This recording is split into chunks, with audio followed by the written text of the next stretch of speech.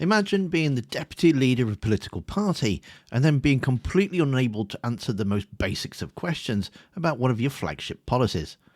The Reform UK deputy leader, Richard Tice, went on Radio Times with Andrew Neil. And I can't stand Andrew Neil, but I'll give him his due, he is actually good at doing his job. And you can say that because unlike Nick Ferrari, who tickles their tummies, Andrew Neil actually holds the right wing to the account as much as he does the left. And in this interview, you can see it turns it into an absolute train wreck for Tice. He contradicts himself, leans on his stats that have already been disowned, and spent nearly 15 minutes dodging a yes and no question. Times Radio even started a cheeky counter to record how many times he wouldn't answer. And if that's what passes for serious policy, well, this explains a lot. So here is the question he wouldn't answer. My question was, will those who already have indefinite leave to remain in Britain, will they need to reapply for permission to stay? And that's what we're going to clarify, the exact details, because of course... Well, it's a big issue. Can we not clarify it now? You're the deputy leader. It is a very big issue, which is why there are a variety of exemptions and things that we will be clarifying over the next few weeks. This is not something that you just do in a 5-minute interview, Andrew. But we don't actually know yet. The man's entire job is to explain the policy, and the best he can offer is, yeah, we'll work it out later. Now, I really like this little bit. Neil asked him 2 or 3 more times because all he's getting is waffle in his answers. Tice then snaps, saying he keeps getting interrupted. So when he asked again, he gives the same non-answer. And the fact that you can't clarify that their status now may in jeopardy is very important to them. So I ask again, it's so important to the whole issue. Can you not clarify now if it will apply to them? That's literally what I'm trying to do, but by constantly interrupting me, you're not actually letting me answer the question. Well, I have already said that we will be confirming the range of exemptions and clarifications to remove any such uncertainties. The key point is that it is the millions of people who have come here recently that we are focusing in particular on. I said it several times. The reason I'm interrupting you is because I can't get an answer to the question. I didn't interrupt you there, and you still haven't answered the question because you cannot tell me if people who've come here legally, have qualified for settled status, who've worked and paid their taxes, brought up families here, you cannot tell me yet whether they will be part of the reopening of their settled status. Let me try for a third time. Just say yes or no.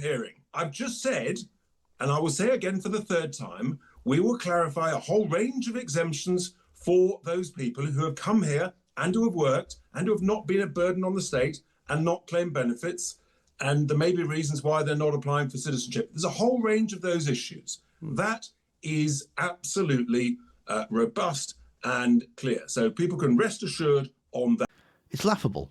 I've answered the question and then the answer is he doesn't know the answer. Then when he's put under pressure, he starts to forget what he just said.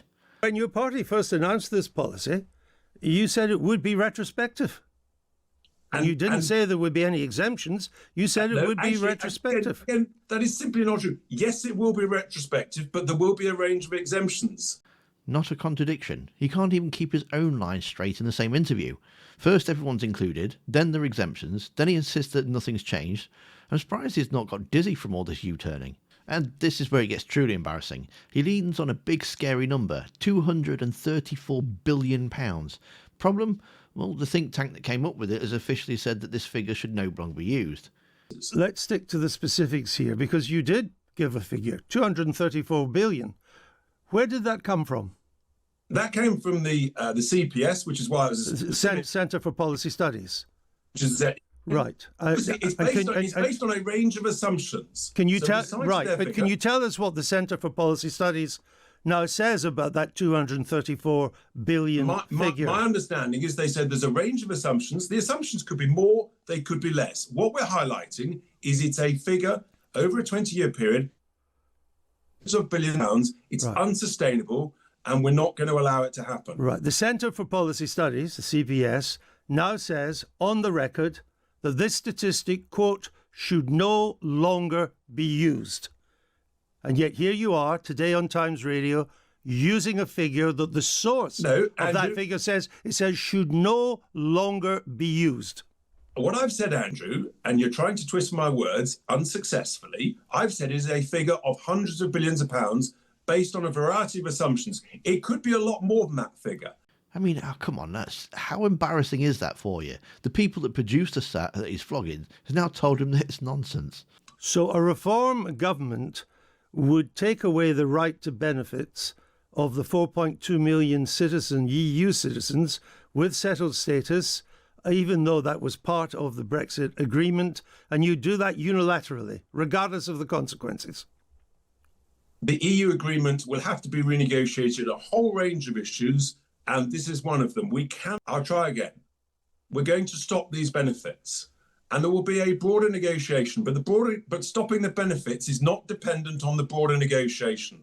Let me make that clear. So you Because are this going country- to. So this you are country going. is- No, yes. that's the opposite of what you just said. You It's not are the now opposite of what I going. said, it's literally what I've been Excuse saying me. all I interview. said to you earlier. Are you going to No, Andrew, unilaterally no. withdraw? Hear me out. Are you going to unilaterally withdraw these benefits from EU citizens?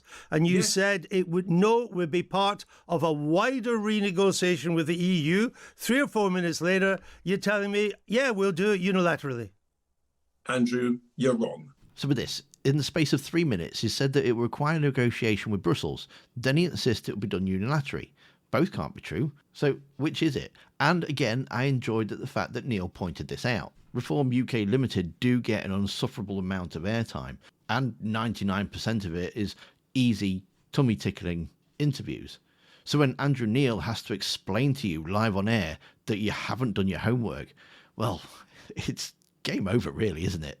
Don't you have to do your homework more thoroughly before you roll out these policies? Because it's clear you haven't done your homework on this. Half the time you contradict yourself and you have no detail. You're just wrong. I'm not contradicting myself. I've said very clearly we're going to stop these benefits. I've said very clearly it's hundreds of billions of pounds. I've said very clearly there will be exemptions, okay? Reform UK Limited want to run the country, but if this is how their deputy leader handles one straightforward interview, imagine them handling actual negotiations with the EU. On this evidence, the only thing that's getting clarified in the next few weeks is how this policy is just out there for the headlines and nobody's really thought about the detail. And is their current outrage all just part of a bigger plan that mirrors Trump yet again? Well, I've got a theory about that, which you can see on the video that's on screen now. Thanks for watching. Don't forget to hit that like button, and I'll see you next time.